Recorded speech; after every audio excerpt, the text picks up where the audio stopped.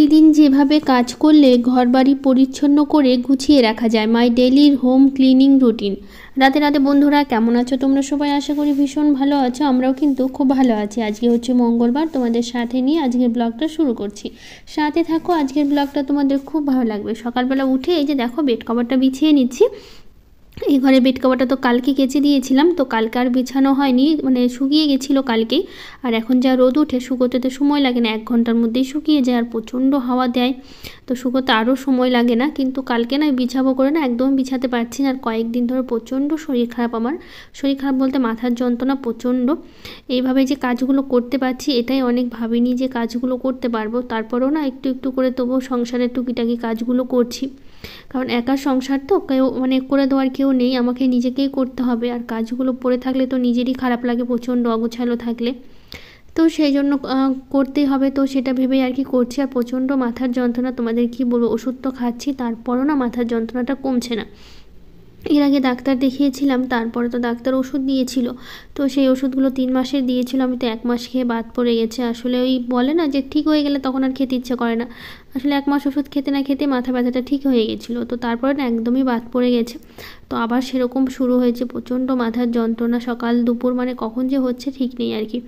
ওষুধ খাচ্ছি ঠিকই, একটু কমছে, তারপরে আবার শুরু হয়ে যাচ্ছে। কিন্তু সেই ওষুধগুলো ছিল আর কি, তো বাবানের বাবা নিয়ে এসছে আর কি কিছুটা, তো সেগুলো আবার খাওয়া ধরেছি, দেখি খেয়ে দিয়ে কেমন হই আর কি।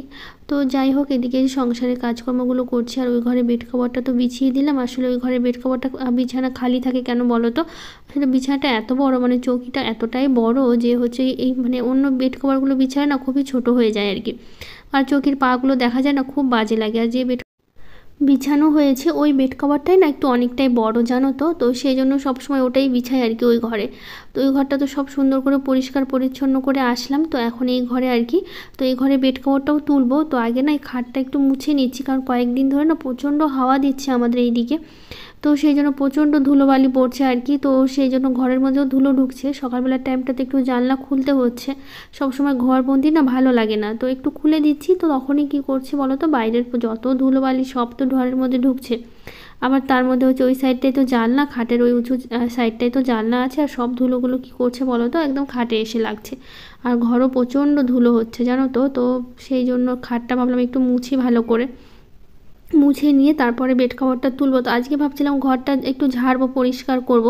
তো এত মাথার যন্ত্রণা সকাল থেকেই শুরু হয়েছে, তো ভাবলাম কি আজকে আর থাক, ওই ওপর দিকে তাকিয়ে থাকলে না তখন আরও প্রচণ্ড মাথা ব্যথা করবে। তো সেই জন্য আজকের দিনটা বাদ দিলাম, ভাবলাম আজকে থাক, কালকে দেখি যদি সময় পাই কালকে একদম মানে মাথা ব্যথাটা যদি কম থাকে তো কালকে একবারে সুন্দর করে ঘরটা ঝেড়ে নেবো। আজকে শুধু বেড কভারটা বিছিয়ে নিই। আর ওই বেড কভারটা অনেক দিন হয়ে গেল, ভালো লাগছিল না, তো ভাবলাম একটু বিছিয়ে নিই, ওর নতুন মানে পরিষ্কার একটা আর কি। তো সেই জন্য এই বেড কভারটা বিছালাম, কেমন মানে লাগছে, এটা তো সবসময় বিছাই, তোমাদের আর কি বলবো কেমন লাগছে, নতুন তো আর বিছাই না, সেই একই বেড কভারই সবসময় বিছানো হয়, তোমাদের একই বেড কভারই দেখো সবসময়। তো সেই জন্য আর বলছি না, থাক যে কেমন লাগছে, কারণ তোমরা বলবে যে একই বেড কভার তার কত ভালো বলবো আর কি। তো যাই হোক, এদিকে দেখো বেড কভারটা খুব ভালো করে তোষকের নিচে ঢুকিয়ে দিচ্ছি আর কি, যাতে একটু টান টান হয়ে থাকে আর কি, দেখতে ভালো লাগে। তো সুন্দর করে ঢুকিয়ে দেওয়ার পর না বিছানাটা দেখো এখন কিন্তু বেশ ভালো লাগছে, টান টান বিছানার চাদর থাকলে দেখতে কিন্তু খুব সুন্দর লাগে। আমার তো ভীষণ ভালো লাগে সবসময় টান টান বিছানার চাদর থাকলে। তো এদিকে বিছানার চাদরটা খুব ভালো করে পেতে দিয়ে তারপর বালিশের কভারটাও লাগিয়ে দিয়েছে। আর এখন তো যে গরম পড়ে গেছে অনেকটাই, তো সেই জন্য আর ব্ল্যাঙ্কেটগুলো নেই, শুধু পাতলা একটা কম্বল রেখেছি, ওটাতেই রাত্রেবেলা করে হচ্ছে। আর তার মধ্যে না সকালবেলা মানে রোদ উঠলেও প্রচণ্ড, সকালবেলা রাত সন্ধ্যাবেলার টাইমটা কিন্তু একটু ঠান্ডা থাকে বাইরে আর কি। ঘরের জানলাগুলো খুলে দিলে না ঘরগুলো বেশ ঠান্ডা হয়ে যায়, সারাদিন তো গরম হয়ে থাকে, কিন্তু জানলাগুলো সন্ধ্যার পরে খুলে দিলে না বেশ ঘরগুলো ঠান্ডা হচ্ছে, বাইরে বেশ সুন্দর করে হাওয়াও বইছে একটু। আর বাইরে কিন্তু একটু হালকা পাতলা ঠান্ডা ভাবটা আছেই, কিন্তু এখনও সেরকমভাবে গরম কিন্তু পড়েনি, মানে রাত্রিবেলা করে আর সকালবেলা মানে ভোরবেলার টাইমটা আর কি। তো যাই হোক, এদিকে দেখো ঘরটা খুব ভালো করে পরিষ্কার করে নিয়ে তো এখন এই যে ঝাড় দিচ্ছি, ঝাড় দিয়ে তারপরে ভালো করে পরিষ্কার করে নিচ্ছি। আর প্রচণ্ড ধুলো, বললাম না এই যে দেখো পাপোছগুলো তো প্রচণ্ড ধুলো পাওয়া যাচ্ছে জানো তো, ওই যে ঘরের মধ্যে হাওয়াতে প্রচণ্ড ধুলো ঢুকছে সেই জন্য আর কি। তো এখন এই যে ডাইনিংটা খুব ভালো করে ঝাড় দিচ্ছি, আর দুটো ঘর তো খুব ভালো করে ঝাড় দিলাম, এখন শুধু এই ছোটো ঘরটা বাকি আছে, শাশুড়ি মা যে ঘরটাতে থাকে। আর তোমরা তো দেখেছো হোলির দিন শাশুড়ি মা আছে, মানে এসেছিলো, মানে এসছে আর কি, তো আছে আর কি। তো ছোটো ঘরটাও ঝাড় দিয়ে দিয়েছি, এখন শাশুড়ি মা উঠেনি, ঘুমিয়ে আছে, তো উনি হচ্ছে তার জন্য আর তোমাদের ভিডিও করলাম না আর কি। ঘুমিয়ে আছে। তো যাই হোক, এদিকে দেখো টেবিলটা চেয়ারগুলো না সব অন্যদিকে ছিল, তো সবটা একটু ভালো করে গুছিয়ে নিলাম, নিয়ে তারপর এখন ডাইনিংটা ঝাড় দেওয়া শেষ। এখন এই যে সিঁড়ির তলাটা খুব ভালো করে ঝাড় দিচ্ছি, সিঁড়ির তলাটাও বেশ নোংরা হয়ে থাকে, তো এই দিকটা ঝাড় দিয়ে তারপর উঠোন ঝাড় দেবো। তো এই যে এখন উঠোনটা ঝাড় দিচ্ছে, আর দেখো সকালবেলা করে এখন কিন্তু খুব সুন্দর রোদ্র ওঠে। আর আমাদের জবা গাছেও না আজ দেখছি অনেকগুলো জবা ফুল ফুটেছে, দেখো এক সাইড থেকে কিন্তু দেখা যাচ্ছে, তাছাড়া ওই সাইডেও অনেকগুলো জবা ফুল আছে। তো এই যে ভালো করে ঘরটা ঝাড় দিলাম, দিয়ে তারপরে এই যে চলে আসলাম পাপোশগুলো ধুতে। সেই হোলিতে এত নোংরা হয়েছিল, তারপরে ধুবো করে না দুদিন তো মানে পড়েই রইলো, ধুবো করে আর ধোয়া হয়নি। আর ওই যে বললাম যে মাথার যন্ত্রণা, সেই জন্য আর করবো করে করতে পারিনি। তো এখন দেখছি যতই যন্ত্রণা হোক মাথার, না করলে না ভালো লাগছে না, জানো তো। এই রঙের দাগগুলো লেগে থাকছে। তো প্রথমে তো খুব নোংরা ছিল, জল দিয়ে ধুয়ে রেখে দিয়েছিলাম, তারপরে দেখি রঙের দাগগুলো উঠছে না। তো সেই জন্য এই যে আজকে ভাবলাম কি সার্ফ দিয়ে ভালো করে ব্রাশ দিয়ে ঘষি, যাতে রঙের দাগগুলো উঠে যায়। তো সার্ফ দিয়ে ঘষার পর না বেশ সুন্দর সব দাগগুলো কিন্তু উঠে গেছিলো, একদমই কোনো রঙের দাগ ছিল না। না থেকে না বেশ ভালো লাগছে, জানো তো। নইলে রঙের দাগ থাকলে কি ভালো লাগে বলো তো। আর টাইলসের যা অবস্থা হয়েছিল সেগুলো তো তবু অ্যাসিড দিয়ে পরিষ্কার করেছি, টাইলসের তো প্রচণ্ড খারাপ অবস্থা ছিল, সেই রঙের দাগগুলো কীভাবে লেগেছিল। শুধু এই অ্যাসিডের জন্য একটু উঠেছে, তারপরও একটু হালকা না, মানে খুব কাছ থেকে না বোঝা যাচ্ছে, জানো তো। হালকা কিন্তু দাগগুলো রয়ে গেছে, রঙের দাগগুলো। তো এই যে পাপোশগুলো ব্রাশ দিয়ে খুব ভালো করে ঘষে পরিষ্কার করছি, আর না বেশ সুন্দর পরিষ্কারও হয় ব্রাশ দিয়ে, খুব একটা কষ্ট হয় না। নাহলে হাত দিয়ে করতে গেলে না, অন্য কিছু দিয়ে করতে গেলে একটু কষ্ট হতো। তো সেই জন্য ব্রাশ দিয়ে করছি, ব্রাশ দিয়ে বেশ তাড়াতাড়িও হচ্ছে আর পরিষ্কারও হচ্ছে।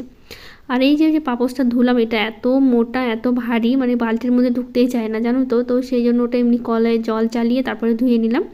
আর বাকি দুটো তো নরম আছে, তো সেই দুটো হচ্ছে যে বালতির মধ্যে 2-3 বার করে ধুয়ে দিচ্ছি। তো 3 বার করেই ধোয়া হয়েছে, কারণ 1-2 বার না মানে ঘোলা জল বেরোচ্ছিলো খুবই আর কি। তো সেই জন্য ভাবলাম 3 বার করে ধুই, বেশ পরিষ্কার জল বেরোলো, তারপরে বাদ দিলাম আর কি।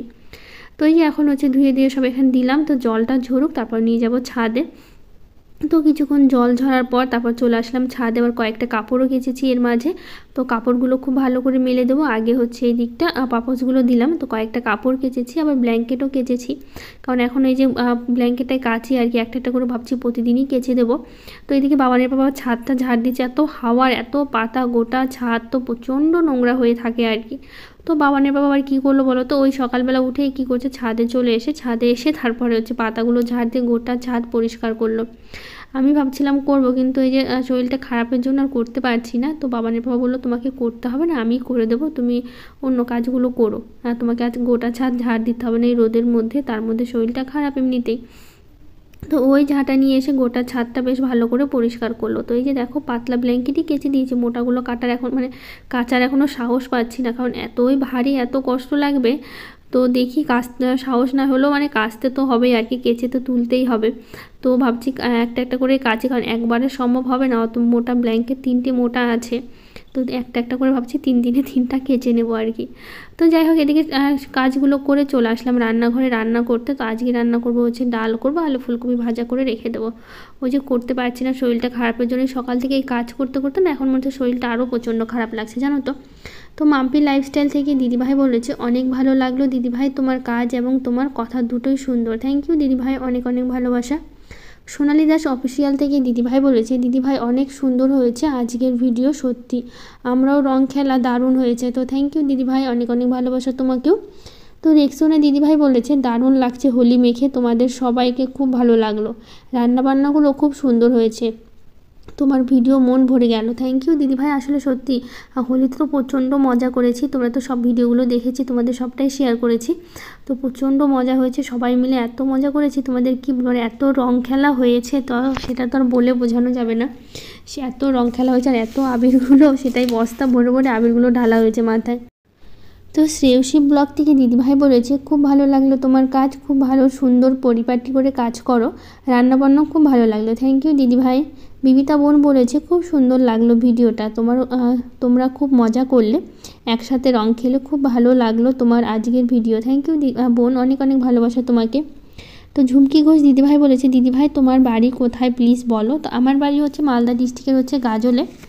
তো তোমার বাড়ি কোথাও সেটা কিন্তু জানি আমাকে। যাই হোক, এদিকে দেখো রান্নাবান্না সব কিছু কিন্তু আমি শেষ করে ফেলেছি। রান্নাবান্না শেষ বলতে শুধু ডাল আর আলু ফুলকপি ভাজা, খুব একটা সময় লাগেনি, খুব তাড়াতাড়ি রান্না হয়ে গেছে। এদিকে সব কাজও মোটামুটি হয়ে গেছে। এখন শুধু রান্নাঘরটা পরিষ্কার করবো, তারপর বাবানকে রেডি করে স্কুলে পাঠাবো। ব্যাস কাজ বলতে এইটুকুই আছে, আর সেরকম কাজ নেই। তো এদিকে রান্না বান্নার পর বাসনগুলো তো সব মেজে নিয়েছি, নিয়ে তারপর এখন এই যে ওভেনটা একটু ভালো করে পরিষ্কার করে নিচ্ছি। ওভেনটা পরিষ্কার করে নিয়ে তারপরে বাবানের আবার একটু টিফিন রেডি করতে হবে। বাবানের আজকে টিফিনে ভাবছি ফল দেবো, তো সেটা হচ্ছে একটু কেটে নিতে হবে ফলগুলো। তো আজকে না বিস্কুট দেবো, শশা দেবো আর আঙুর দেবো। তো এগুলোই ছিল ফল, শশা আর আঙুরই ছিল। তো শশা কম করে দিচ্ছি, কারণ ও না খুব একটা শশা খেতে পছন্দ করে না, তো আঙুরটা খেতে পছন্দ করে। তো ভাবলাম কি তাহলে হচ্ছে আঙুরটা একটু বেশি করে দিই আর শশাটা একটু কম করে দিই। আবার সাথে একটু বিস্কুট না দিলে হয় না, আসলে এই ফল খেয়ে না একটু বললে যে বিস্কুট, মানে বিস্কুট খেতে তো বাবা প্রচণ্ড পছন্দ করে, বেশিরভাগ টিফিনে বিস্কুট নিয়েই যায়। তো সেই জন্য বিস্কুট না দিলে হবে না। তো ছোটো ছোটো 3টে বিস্কুট দিয়ে দিলাম। আর এদিকে টিফিন রেডি, তারপর হচ্ছে বাবানের বই গোছানো রেডি। তো ওইদিকে ও নিজে নিজে, বাবান আজকে রেডি হয়েছে, স্নান করে জামা প্যান্ট নিজে নিজেই পরেছে। কিন্তু ওই যে জামা প্যান্ট পরে ঠিক, কিন্তু মাথায় তেল আর হচ্ছে ক্রিমটা দিতে ভুলে যায়, এগুলো দিতে চায় না। তো আমি আবার নিয়ে চলে আসলাম ধরে, যে একটু মুখে ক্রিম দেবো আর মাথায় একটু তেল দেবো। তেল না দিলে না মনে হয় না যেন স্নান করেছে, ছোটো বাচ্চাদের আর কি। মানে তেল দিলে মাথায় তখন মনে হয় যেন বেশ স্নান টান করেছে, বেশ ভালো লাগছে। কিন্তু তেল ছাড়া মাথাটা না কেমনই যেন লাগে আর কি। তো সেই জন্য আর কি একটু তেল দিয়ে দিলাম, দিয়ে তারপরে হচ্ছে এদিকে স্নান করে নিয়েছে। ওরা বাবানের বাবা বেরিয়ে গেল স্কুলে, যাওয়ার পরে এদিকে খাওয়া দাওয়া কিন্তু করেছে, খাওয়া দাওয়া করেই তারপরে বেরিয়েছে। তো এদিকে ফুল তুলছি, তারপর হচ্ছে এখন পুজো দেবো। তো গাছে বললাম না আজকে অনেকগুলো জবা ফুল ফুটেছে, তো সেই জন্য অনেকগুলো ফুলই তুললাম আর দুটোবার রেখে দিলাম। আর তার মধ্যে গাছের প্রতিটা গাছেরই কয়েকটা করে ফুল তুলে নিচ্ছি। তো যাই হোক, আগের দিন ব্লগে আরও কিছু দিদিভাইরা কমেন্ট করেছে, Joy in love Bengali blog, Nandita blog, home maker Sabina blog, Trishna Patra, Mampi Debnath, simple lifestyle, Zahida lifestyle, Shanta Rannaghar, Payel lifestyle, S family, Rituparna blog, pre time story, Mousumi blog, story with Munni, Mukti kitchen family blog, Samia Sadia blogger with Archana. সবাইকে থ্যাংক ইউ, অনেক অনেক ভালোবাসা যারা যারা কমেন্ট করেছো সবাইকে। তো যাই হোক, এদিকে দেখো ঠাকুরঘরটা খুব ভালো করে স্নান টান করে পুজো দিলাম, পুজো দেওয়া শেষ করলাম। তো যাই হোক, আজকের ব্লগটা এখানে শেষ করছি, দেখা হবে নতুন একটা ব্লগে।